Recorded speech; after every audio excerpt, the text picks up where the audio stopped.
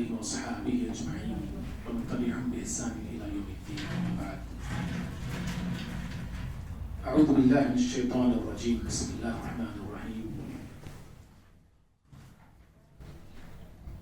يا أيها الذين آمنوا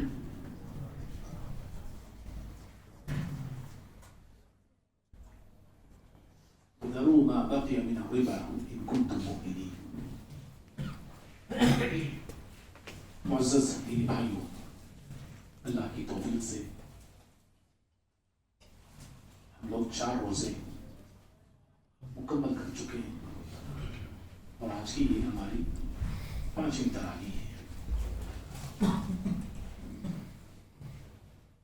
جیسا کہ کل کے درس میں سورۃ البقرہ ختم ہوا اور سورہ آل عمران کا پہلا رکوع کل کی تراویح میں ہم سن کر آگے کی رکوعات آج ہم سن رہے ہیں. کل کے درس میں بات بتائی گئی تھی کہ سودی نظام، سود اور سودی نظام زمین پر ظلم کی ایک بدترین شکل ہے. جو سود دیتا ہے لیتا ہے، گویا کہ وہ غریبوں کا خون چوستا ہے، ان کی محنت کا پیسہ بیٹھ کے کھاتا ہے. غریب کما کر جما کر اور پسینہ ٹپکا کر وہ لا لا کے اس کو پیتے رہتا ہے. زندگی کا چین، زندگی کا سکون، سب کچھ ایک غریب انسان کا وہ سود دینے والا تباہ کر کے رکھ دیتا ہے. اور آج مسلم معاشرہ، بہت سارے مسلمان سود میں جکڑے ہوئے ہیں.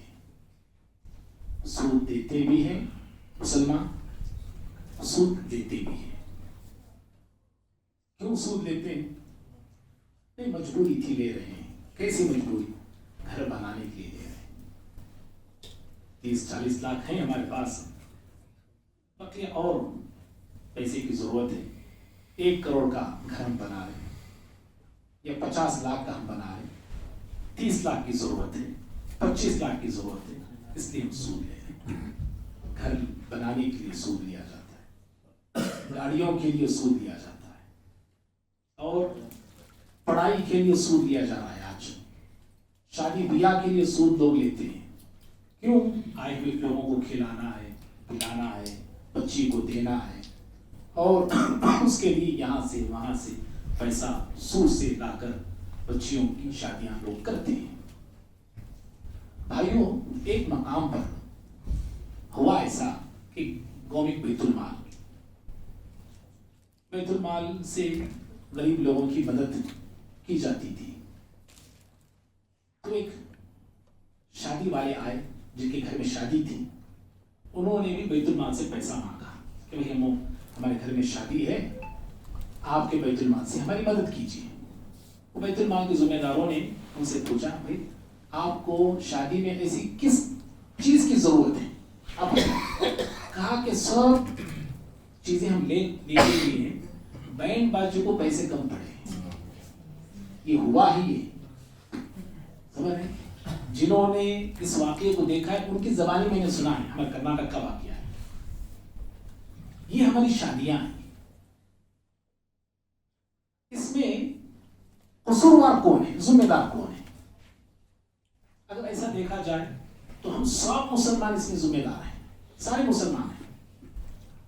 سودی نظام کو اکھاڑ پھینکنا ہے. کیا کرنا چاہیے؟ سودی نظام کو دنیا سے نہیں، ہمارے ہندوستان سے نہیں، ہماری زندگیوں سے. یہ سمجھیے آپ، پورے ہندوستان سے کیا نکالیں گے ہم لوگ؟ ہے ہماری زندگیوں سے سودی نظام کو ختم کرنا ہے، اس لعنت سے بچنا ہے. کیا کرنا چاہیے؟ جی جواب دیجیے، آپ لوگ دیجیے. کیا کرنا چاہیے اس کے لیے؟ جی بیت المال کا سلسلہ. جزاک اللہ. اور کوئی بھائی؟ اسلامک جی جزاک اللہ. اور دوسرے کوئی مشورہ؟ نہیں، بیت المال تب آ گیا آپ کو سب اس میں، اب دوسروں کو دیں گے. غریبوں کو صدقہ دینا. جی غریبوں کو صدقہ دینا. غریبوں کو صدقہ دینا. جزاک اللہ. بے فضول خرچے کم کرنا. مسلم بینک لانا. دیکھیے اللہ تعالیٰ نے جزاکم اللہ، اللہ تعالیٰ نے خود اس کا حل بتا دیا ہے. اللہ تعالیٰ سے بہتر حل اور کون بتا سکتا مجھے، ہے نا؟ اللہ نے وہ حل بتا دیا ہے. کل بھی میں نے اشارہ دیا تھا آپ کو، ایک اور اشارہ میں نہیں لے سکا. یہ سود کا ذکر ہے، سمجھے قرآن میں سود سے پہلے اللہ نے انفاق کا ذکر کیا ہے، اور سود کے بعد اللہ نے قرض کا ذکر کیا ہے. بیچ میں سود کا ذکر ہے، اس سے پہلے کس کا ذکر ہے؟ انفاق کا، جیسا بھائی نے بتایا صدقہ خیرات. اور اس کے بعد سود کے دوسرے مرحلے پہ اللہ نے قرض کا ذکر کیا ہے. پہلے اللہ نے انفاق کا حکم دیا، خرچ کرو، للہ فی اللہ دینے والے بنو. پہلے للہ فی اللہ دو، اللہ کی رضا کے لیے دو. کوئی بھی آپ کو پریشان حال نظر آیا دے دو بھائی. دولت والے جن کو اللہ نے مال سے نوازا ہے، اگر دل سے نہیں نوازا تو دل مانگیے. وہ پہلے اللہ مانگ تو دیا تو نے، لیکن دل نہیں ہے میرے پاس، اللہ وہ دل بھی دیتے. دل مانگیے، دل ہے آپ کے پاس دینے کے لیے الحمدللہ. اللہ سے مال بھی مانگیے آپ، غلط نہیں ہے یہ. اللہ دے تاکہ میں تیرے بندوں کا عطا کروں. دوسرے لوگ ہاتھ باندھ کے بیٹھے ہیں، اللہ میں دینا چاہتا ہوں، میں تیرے بندوں پہ خرچ کرنا چاہتا ہوں. اس لعنت کو اللہ مسلم معاشرے سے نکال کے پھینکنا چاہتا ہوں میری طاقت کے مطابق. اللہ مجھے عطا کر. مانگنے میں غلط ہے بھائی؟ غلط بول رہا ہوں نہیں. آپ اپنے فائدے کے لیے نہیں مانگ رہے نا، صرف آپ انسانیت کی بھلائی چاہتے ہیں. اس لیے میں نے کہا دل ہے تو مانگیے، دل نہیں ہے تو نکو مانگو، ہے نا؟ ایسا نہ ہو کہ وہ مال ہمارے لیے عذاب بن جائے، دنیا میں بھی آخرت میں. دنیا میں کیا کنجوس بولتے لوگ آپ کو، بخیلا. بھائی کیسے بخیلا؟ کھا کو جو جھوٹا لگتا ہے وہ بھی چھڑاتے نہیں ہم، ایسے بخیل لوگ بولیں گے. اور آخرت میں کیا ہے؟ آخرت میں وہ مال ازدا بن کے آتا ہے نا؟ ازدا بن کے آتا ہے، دستا ہے ہم کو. انا مالک، وہ سانپ کہتا ہے، وہ ازدا کہتا ہے. بخاری کے الفاظ ہیں، میں تیرا مال ہوں. انا کنزک، میں تیرا خزانہ ہوں. تو مسلم معاشرے سے سود کے نظام کو، اور خصوصاً ہماری زندگیوں سے سود کے نظام کو ختم کرنے کے لیے دو کام کرنے کی ضرورت ہے. مال ہے اللہ کے لیے، اللہ کی رضا کے لیے، اللہ کے بندوں کی بھلائی کے لیے دینے والے بننا. پہلے مفت میں دے دینا. اجر کس سے مانگنا؟ اللہ تعالیٰ سے مانگنا. نہیں بھائی مال ہے ایسا اچھا ہے، اسی مال سے میری زندگی چلتی ہے، زیادہ مال میرے پاس نہیں، قرض دو، قرض دو، مہلت بھی دو. مہلت دی آپ نے، ایک مہینے کی مہلت دی، وہ لوٹایا نہیں، اور مہلت دو. سمجھ رہے؟ قرآن کے الفاظ ہیں، اور مہلت دو. اور آپ نے مہلت دی پھر بھی نہیں لوٹا سک رہا بندہ، معاف کر دو جی، چھوڑ دو. اللہ تعالیٰ آپ کو اور نوازے گا، اللہ آپ کو اور دے گا. اور جو لینے والے ہیں نا قرض، ان سے بھی میری گزارش ہے، کل بھی میں نے گزارش کی، آپ بھی کر رہا ہوں. آپ لیتے ہیں، جو وقت آپ نے مانگا، جو ٹائم آپ نے لیا ہے، اس ٹائم پہ آپ لوٹانے کی پوری کوشش کیجیے. آپ سمجھ رہے ہیں؟ پوری کوشش کیجیے. نہیں پہنچا سکے، ایک ہفتے کا وقت آپ نے لیا تھا، ایک ہفتہ ہو گیا، فوراً آپ کال کیجیے، بولیے بھائی صاحب میں نے ایک ہفتے کا وقت آپ سے مانگا تھا، ایک ہفتہ گزر گیا ہے، پیسے جم نہیں سکے، ایڈجسٹ نہیں ہو سکے، اور چند دن مجھے ٹائم دیجیے، بہت جلد میں لوٹا دوں گا. میں لیکن تاریخ دینا نہیں، خالی ڈیٹا دیو نہ کو. خالی ڈیٹ آپ دے رہے ہیں، پیسے نہیں دے رہے تو یہ غلط ہے، یاد رکھیے. تو بھائیوں یہ بتانا میں ضروری سمجھا. جہاں سود بھی آتا ہے، جہاں کہیں بھی آتا ہے نا، جس گھر میں آتا ہے، جس زندگی میں سود داخل ہوتا ہے، وہ زندگی، وہ گھر، وہ معاشرہ، وہ سماج ملعون بن جاتا ہے. کیا بنتا ہے جی؟ کیا بولا میں نے؟ ملعون کا مطلب لعنت زدہ، لعنت پرستی ہے وہاں پہ. صحیح مسلم کی حدیث ہے، پیغمبر صلی اللہ علیہ وسلم نے لعنت کی، آکل الربا، لعن رسول اللہ صلی اللہ علیہ وسلم آکل الربا. پیارے نبی نے لعنت کی ہے سود کھانے والے پر، منہ کی لہو کھلانے والے پر. ہاں، جو کھا رہا، جو دے رہا، دونوں لعنت. اور وکاتبہ، لکھنے والا بھی لعنت ہی. وشاہدی، جو گواہ بنتا ہے نا وہ بھی لعنت ہی. اللہ اکبر. اور پھر آپ نے کہا ہم سوا، یہ چاروں کے چارے گناہ میں برابر ہیں. لکھنے والا بھی گناہ میں برابر، گواہی دینے والا بھی گناہ میں برابر. آج کتنے لوگ ہیں، میں لیتا نہیں دلاتا ہوں، میں جا رہا نہیں، میں ضامن بن رہا ہوں. میں نہیں بھائی گناہ میں برابر ہے بولے پیارے نبی صلی اللہ علیہ وسلم. لعنت برستی ہے, بچنے کی کوشش کیجئے بھائی لعنت سے, اس بلا سے, اس مصیبت سے. اور جن کو اللہ نے دیا ہے ان سے گزارش ہے کہ اپنے ہاتھوں کو کھلا رکھیے. بھائیوں سورہ بقرہ ختم ہوا, ختم سے پہلے بڑی پیاری آیت ہے جس کو میں بتانا ضروری سمجھتا ہوں. آیت نمبر 280 پر 4 ہے.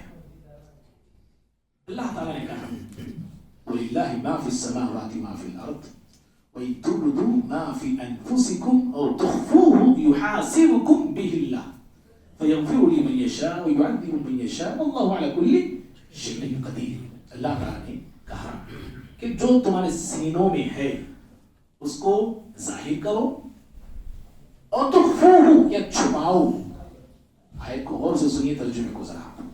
جو میرے آپ کے سینوں میں ہیں, جو باتیں, جو خیالات, جو بھی میرے آپ کے دل میں ہیں, اس کو میں اور آپ یا تو ظاہر کریں یا اس کو چھپا کر رکھیں. یحاسبکم باللہ, اللہ نے کہا کہ ہم ضرور اللہ اس سے حساب لے, اس کے بارے میں حساب لے گا اللہ تعالیٰ سے. ضرور اللہ تعالیٰ اس سے حساب لے گا, اس کے بارے میں اللہ پوچھے گا. ترجمہ سن کے کیسا لگا آپ کو؟ ترجمہ سمجھ میں آیا نا سب کو؟ آیا جی, آیا. کیسا لگا آپ کو جی؟ آپ کی فیلنگ کیا ہے؟ بولیں دے چھپا کر رکھیں دے, اللہ تعالیٰ حساب لے گا. جی ٹھیک, بس ترجمہ سمجھ. لیکن لگ رہا کیسا آپ کو وہ بولیے, کیا فیلنگ محسوس کر رہے ہیں آپ؟ سچی بولی, ہو رہا تھا جی؟ صحابہ اکرام ڈر گئے بھائی, کیا ہے نازل ہوئی تو ڈر گئے صحابہ اکرام, تمہارے ڈر گئے. وہ مسلم احمد کی حدیث ہے, حضرت ابو ہریرہ رضی اللہ عنہ حدیث کے راوی ہیں, کہتے ہیں لما نزلت على رسول اللہ صلی اللہ علیہ وسلم هذه الآية اشتد على اصحاب رسول اللہ صلی اللہ علیہ وسلم. حضرت ابو ہریرہ رضی اللہ عنہ کہتے ہیں کہ پیارے نبی صلی اللہ علیہ وسلم پر جب یہ آیت نازل ہوئی صحابہ سارے کے سارے پریشان ہو گئے, ڈر گئے. سارے صحابہ ڈر گئے. اور ڈر کے کیا کہ جانتے ہیں, ابو ہریرہ رضی اللہ عنہ کہتے ہیں کہ سارے صحابہ پیارے نبی کے پاس آئے, اپنے گھٹنوں کے بل رہے تھے, اپنے گھٹنوں کے بل بیٹھ گئے پیارے نبی صلی اللہ علیہ وسلم کے سامنے اور کہنے لگے اللہ کے نبی صلی اللہ علیہ وسلم, ہم اپنی طاقت بھر جو اللہ نے ہم پر فرض کیا ہے, جو عبادتیں, نماز پڑھتے ہیں, روزہ رکھتے ہیں, صدقہ دیتے ہیں, جہاد کرتے ہیں, 4 عبادت کا ذکر کیا صحابہ کرام, ہم یہ کرتے ہیں.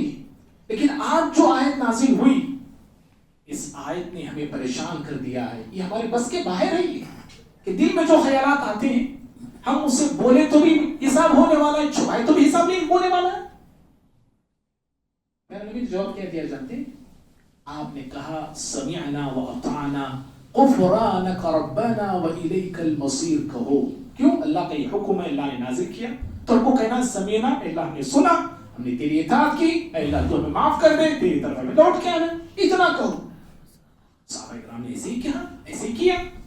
لیکن پیارے نبی صلی اللہ علیہ وسلم نے یہ جواب دیا تو آپ صلی اللہ علیہ وسلم کے جواب دینے کے بعد اللہ رب العالمین نے صحابہ کی تسلی کے لیے ایک اور ایک آیت نازل فرمایا. ان کا جو ڈر تھا وہ ڈر کو اللہ نے دور کیا, پریشانی جو تھی اللہ نے ان کی پریشانی کو ہلکا کیا. دیکھو صحابہ کرام کا کتنا بڑا احسان ہے ہمارے اوپر. انہوں نے یہ سوال کیا پیارے نبی صلی اللہ علیہ وسلم سے, اللہ نے جواب نازل کر کے قیامت تک آنے والے سارے مسلمانوں کی پریشانی کو اللہ تعالیٰ نے کلیئر کر دیا صحابہ کے پوچھنے سے.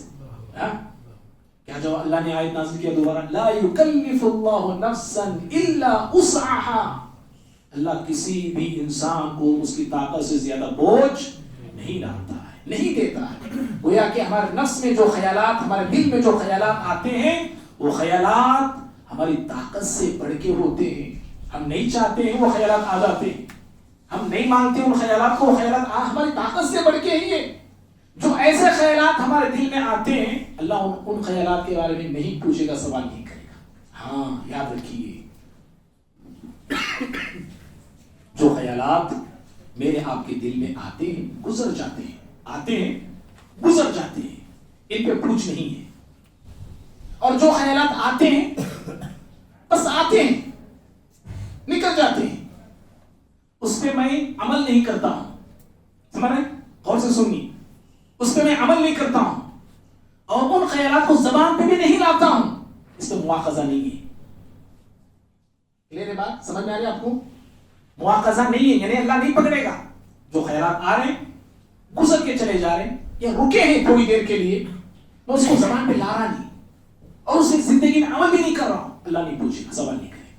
لیکن بعض خیالات آتے ہیں، ان کو میں ان خیالات کو اپنے دل میں دبا کے رکھتا ہوں. میں کیا کر رہا ہوں؟ میں جی دبا کے رکھ رہا ہوں، جکڑ کے رکھ رہا ہوں، باندھ کے رکھ رہا ہوں. میں کیسے؟ مثال دیتا ہوں 2-3 مثالیں. مثال در میں مجھے ایک ارادہ بنا ہے فلاں کو مارنا ہے. مثال میں دے رہا ہوں بھائی، میں نے ارادہ کیا ہے فلاں کو مارنا چاہیے. موقع کی تاک میں ہوں، میں مارا تو نہیں اب تک، 1 سال ہو گیا، 10 سال ہو گئے سمجھیے، مارا نہیں میں، لیکن ہے تو موقع کی تلاش میں. میں کسی کو قتل کرنا چاہ رہا ہوں، لیکن موقع پہ موقع ڈھونڈتے جا رہا ہوں. لیکن ارادہ 20 سال ہو گئے، وہ ارادہ ہے میرے دل میں. سمجھ رہے آپ؟ میں چوری کا ارادہ کیا ہوں، وہ گھر کو لوٹا، لیکن موقع مل رہا نہیں مجھے. 5 سال ہو گئے، 10 سال ہو گئے، 20 سال ہو گئے، لیکن موقع نہیں مل رہا. یہاں تک کہ میں دنیا سے چلے گئے. وہ خیرات لے کے جا رہا ہوں. میں ارادہ کیا ہوں کسی کی برائی بیان کرنا ہے، مثال کے طور، کیونکہ برائیوں میں اور زیادہ کرتے ہیں، اللہ معاف کرے، غیبت میں آپ زیادہ کرتے ہیں. خیال آ گیا مجھے ان کے بارے میں ان کو بدنام کرنا. میں خیال آیا، سمجھے، سپوز خیال آ گیا مجھے، میں ان کو بدنام کرنا، میں پاشا کو بدنام کرنا، صرف دل خیال آیا ہے. اس خیال میں اللہ نہیں پکڑے گا، میرا سوال نہیں کرے گا. جب میں شروع کروں گا انہوں ایسے دیکھو، انہوں ویسے دیکھو، ختم. یہ گناہ میں لکھا جائے گا. اور اگر یہی میں دل میں دبا کے بیٹھا ہوں، ان کی برائی بیان کرنا، موقع مل رہا نہیں. یہ گاڑ کے جو میں رکھتا ہوں نا، اللہ تعالیٰ اس پہ بھی سوال کرے گا. جی یہ سوال ہوگا. یہ اللہ اکبر، اللہ اکبر. کتنی ایسی برائیاں میں اور آپ دل میں گاڑ کے رکھے ہیں، اپنے دل کو ٹھوڑنے کی ضرورت ہے. میں ایسے نہیں بول رہا ہوں، قرآن کی آیت ہے. قرآن کی تفسیر سب سے پہلے کس میں دیکھنا چاہیے؟ جواب دیجیے آپ لوگ. قرآن کی تفسیر سب سے پہلے کس میں دیکھنا چاہیے؟ قرآن میں دیکھ. جی قرآن میں دیکھ. جزاک اللہ. اور کون بولیں گے؟ حدیث میں دیکھ. حدیث میں دیکھیں گے. یاد رکھیے، قرآن کی تفسیر پہلے خود قرآن کرتی ہے. یہ بھی بات ہے، قرآن کی تفسیر پہلے کیوں کرتی ہے؟ خود قرآن سے تفسیر ہوتی ہے، بعد میں حدیث.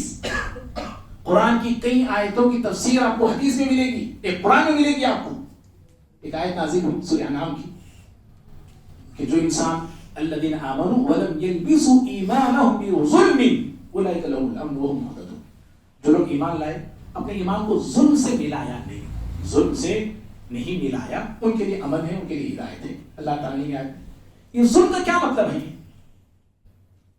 ظلم کا مطلب آپ کو پھر قرآن میں ملے گا. آپ کو سورہ لقمان میں اللہ نے کہا ان الشرک لظلم عظیم، شرک بہت بڑا ظلم ہے. ایسی کئی آیتیں، قرآن کی آیتوں کی تفسیر خود قرآن پہلے کرتی ہے. تو اللہ تعالیٰ نے اس سورہ بنی اسرائیل میں کہا، 17 نمبر کی سورت آیت نمبر 306 میں اللہ نے کہا ان السمع والبصر والفؤاد کل اولئک کان عنہ مسئولا. اللہ نے کہا کہ تمہارے آنکھ، تمہارے کان، تمہارے دل سے ان تمام سے پوچھا جائے گا، سوال کیا جائے گا. سوال ہوگا، دل سے اللہ پوچھے گا. وہ قیامت کے روز کیا مطلب؟ یہ دل سے کیا پوچھے گا؟ یہی جو دل میں اور آپ برائیوں کو گاڑ کے جو رکھا ہے نا، دفن کر کے جو رکھا ہے نا، یہ پوچھے جائیں گے. یاد رکھیے. بات سمجھ میں آئی بھائی آپ کو؟ جو خیرات آتے ہیں چلے جاتے ہیں، ان پہ مواخذہ نہیں ہے. جو میں اور آپ ان برائیوں کو گاڑ کے جو رکھتے ہیں، ان پہ مواخذہ ہے. اور یاد رکھیے، اسلام کے خلاف کبھی کبھار میرے آپ کے دل میں شبہات آ جاتے ہیں کبھی کبھار ڈاؤٹس آ جاتے ہیں. کبھی اللہ کے بارے نعوذ باللہ خیالات ایسے ویسے آ جاتے ہیں. یہ خیالات آتے ہیں، لیکن ان خیالات کو زبان پہ نہیں لانا. یاد رکھو، صحیح مسلم کی حدیث ہے، نبی صلی اللہ علیہ وسلم کے پاس چند لوگ آئے، کہا اللہ کے نبی صلی اللہ علیہ وسلم، ہم اپنے نفسوں میں ایسے خیالات پاتے ہیں، ان خیالات کو ہم زبان پہ لانا نہیں چاہتے. ہم لانا نہیں چاہتے، زبان سے بولنا نہیں چاہتے. اتنے ڈینجر خیالات ہمارے دل میں آتے ہیں. آپ نے پھر پوچھا ہر وجہ تم ایسے خیالات تم اپنے دل میں پاتے ہو؟ انہوں نے کہا ہاں اللہ کے نبی، ایسے خیالات ہمارے دل میں آتے ہیں. آپ نے کیا کہا جانتے؟ ذالک صحیح الایمان، یہ سچا ایمان ہے. بولے یہ سچا ایمان ہے. یہ یعنی دل میں آ رہے خیالات، لیکن تم جو زبان پہ لانا نہیں چاہتے نا، یہی سچے ایمان کی دلیل ہے. یہ تم مومن ہو، تم اتنے ڈینجر خیالات کو زبان پہ لانا پسند نہیں کرتے نا، یہ مومن کی علامت ہے. منافق کیا کرتا؟ فٹافٹ برے خیالات جو بھی آ رہے ہیں اللہ کے بارے میں, دین کے بارے میں, قرآن کے بارے میں, سب بڑا بڑا عذاب, قبر میں عذاب ہوتا کہ نہیں ہوتا کہ خیال آ گیا, سمجھو آپ کو سپوز بول رہا ہوں, مثال دے رہا ہوں, آیا خیال, زبان پہ لانا نہیں اس کو, لانا نہیں اس کو.